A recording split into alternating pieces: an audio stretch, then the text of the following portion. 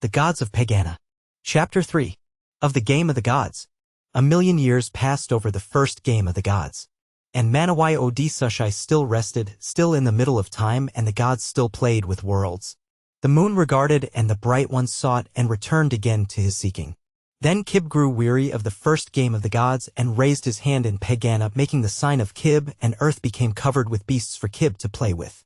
And Kib played with beasts. But the other gods said one to another, speaking with their hands, "What is it that Kib has done?"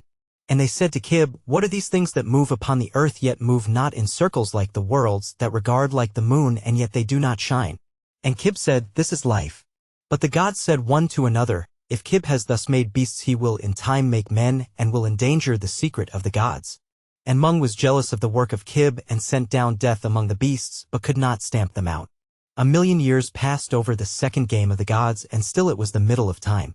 And Kib grew weary of the second game, and raised his hand in the middle of all, making the sign of Kib, and made men. Out of beasts he made them, and earth was covered with men.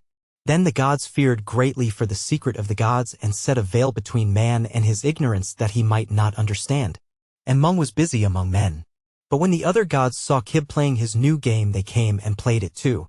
And this they will play until Mana arises to rebuke them, saying, "What are ye playing with worlds and suns and men and life and death?" And they shall be ashamed of their playing in the hour of the laughter of Manawai. It was Kib who first broke the silence of Pegana by speaking with his mouth like a man. And all the other gods were angry with Kib that he had spoken with his mouth. And there was no longer silence in Pegana or the worlds.